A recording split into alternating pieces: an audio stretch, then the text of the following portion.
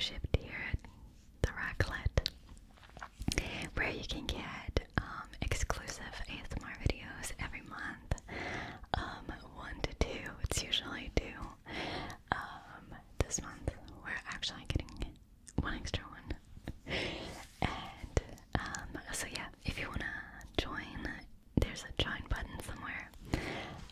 I want to thank all the members that are in, just overall members or in the Raclette tier, because it's monetization is really,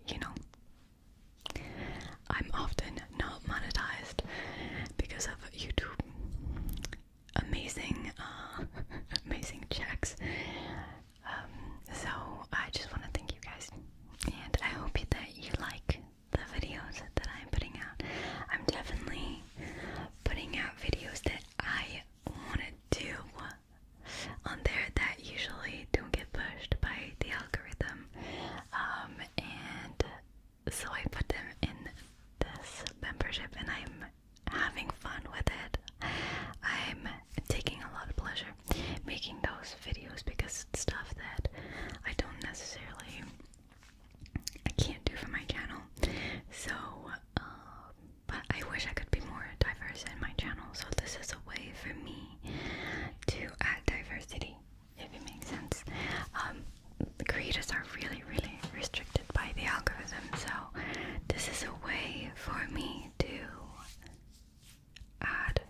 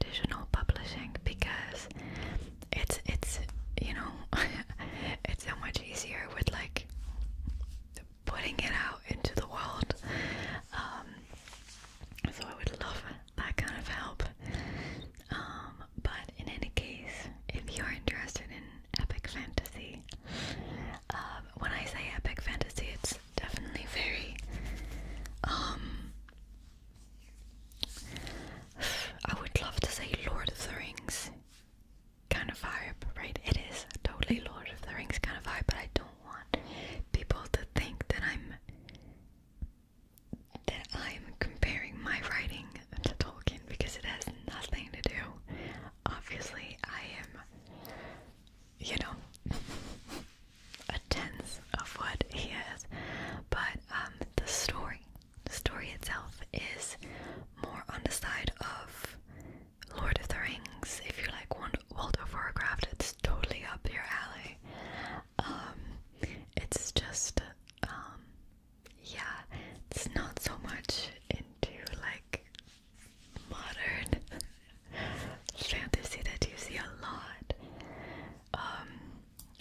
It still does have a lot of modern vibes, not modern vibes, but modern elements pushed into a very traditional kind of fantasy. But I am so in love with this story. Like, I was thinking, you know, getting into this like other world, I've discovered so many things, and I see authors that who want to go into traditional publishing or even are into the self-publishing side. They write like almost, you know, every 2 years a new book with a whole new story, like a whole different book. And I'm like, I don't think I could do that because I don't think I'm a writer. I don't know how to say. I feel like my life has led to writing this series of books. It is a series. There's probably gonna be 3. And that's about it. Like my whole mind revolves around this story. And I feel like I'm just meant to write this story. Not necessarily anything else, because I don't think about anything else. I've heard of writers who are like, I have so many stories in my mind. I when I write a story, I'm thinking about another one, and I start writing that other one, and I'm like, no, for me, in my mind, it's all about this story, and I don't think I'll write anything else. I would love to write a children's book, maybe. Books, maybe. I don't know, you know, never say never, because once this story will be out, then what, you know? I'll probably have another story in mind. I don't know. But this story has been in the works for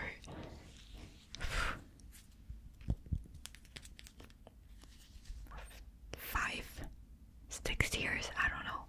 It's been in my mind, implanted like a seed, and I just can't get rid of it. I'm having so much fun with this, and I'm pouring so much into it and working the story so deep, you know. It's a whole new fantasy world with like fantasy, you know, races.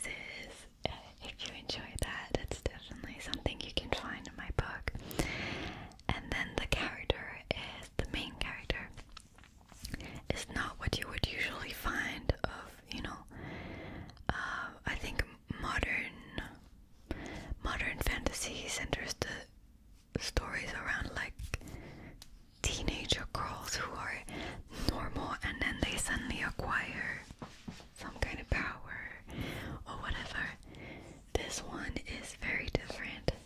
She is a little bit older than your usual story. She's around my age. She's 26. And she is originally a villain. So this whole story is from, you know, the perspective of an anti-hero thrown into a new world because their world is turned upside down, and I just really hope you love it. I have tears in my head. I don't know why. I love my characters so much. I love this story so much, and I just can't wait for you guys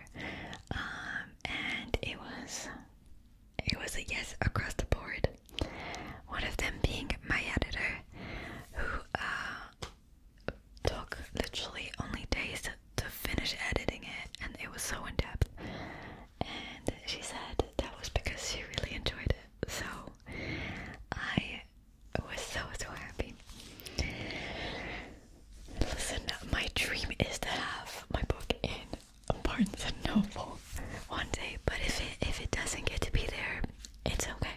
As long as it gets in your hands and that you enjoy it, that's literally everything that matters to me. And I'm very, very excited for what's to come. I'm working on it so much these days. I'm barely sleeping, as you probably can tell. My sleep is terrible, but I wake up every morning jumping out of bed, like exciting to finish this editing so then I can send it out. But imagine that I have to send only like 5 pages to most agents. I have to send, how you send a letter is basically you say hi, blah blah blah. Then you write a book summary. I am terrible at this. Like, my story is so complicated that I don't know how to write a paragraph about this. Whatever, I'm trying these days. I can't even find a title. I was thinking about my editor was like, I think Cursed would be a great name. And then I was like, yeah, duh. But then I searched on Barnes and Noble, and literally probably 7 books named Cursed. It's really hard to find a title that is not taken at all. I don't know how I'm gonna do this. I've been searching for that forever now. I don't know. Yeah, so in the letter you have to send the summary, then you have to send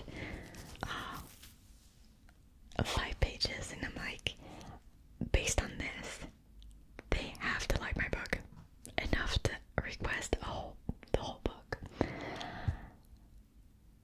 Like, I mean, I love my story, but in 5 pages, what can you say? I read my 5 pages and I was like, meh, okay. I mean, it's 5 pages. Some request 3 chapters, so, which is better. But yeah, that's about it for my book. It's gonna be a long journey, but in August I should start sending out those 5 pages to agents. I'm gonna literally mail so many agents, it's gonna be crazy. But I you know, it's a hard process. I've seen thousands of authors talk about it's called a querying process. You query an agent, and they've been querying for years. Some sending out to thousands, maybe not thousands, hundreds of agents, and never got a yes. And I'm like, I am terrified, but also so excited until no one answers, and then I'm not gonna be excited anymore.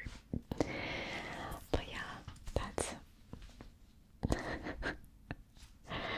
very exciting. Listen, that's been the dream of my life. Since I was a kid, I've been starting stories and then never finishing them. But obviously I was a kid. Sometimes I was even drawing for them without writing the book. But this story is the story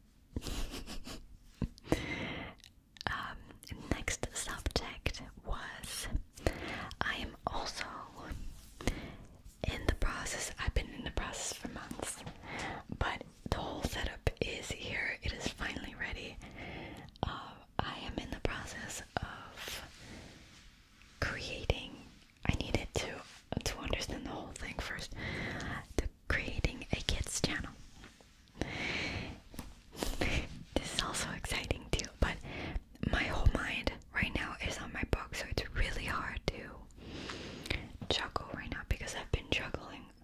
You know, I juggle all the time, but right now I'm like, it's the book and almost nothing else. So that I can like work on it, finish, and then that's it. But this kids channel is gonna be really, really fun. I have the cutest setup that you've ever seen, and I can't wait to start that too. It's gonna be like an ASMR channel for kids. It's gonna be more like bedtime story reading, education, languages, you know, being education, and also cute role plays, like, I don't know, like fairies or princesses, like does your makeup or pampers you or something like that. It is not going to be geared towards only girls. I just said that because that's the first ideas that came to my mind. It is going to be for all kids, and the age, I'm still working this out. I'm thinking like honestly from like toddler to even, you know, 9. I don't know. I have my nieces, when they were 9, they enjoyed my channel. I feel like 9-year-olds can enjoy multiple things. So, you know, I'm not like restricting like toddlers. I think kids, if they see something that they like, then they like it, you know. Now, my challenge is that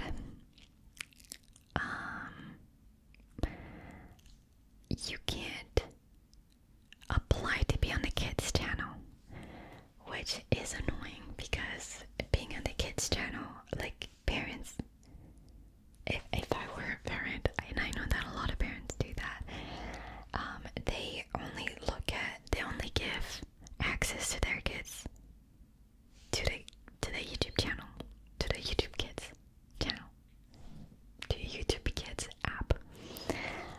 So I don't know how to get on there. Basically, YouTube just, I think, selects you. So I don't really know how that's gonna go.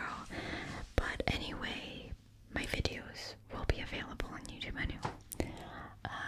And who knows, at some point I might just create, I don't know how to do that, I'm just like talking out of my butt, create a full app if it makes it easier for parents who don't want to, you know, their kids to be on YouTube.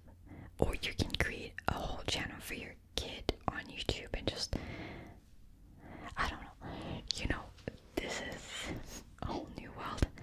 But I'll just start creating and then we can figure this out from then on. But yeah, you can trust me with your little cutie pies.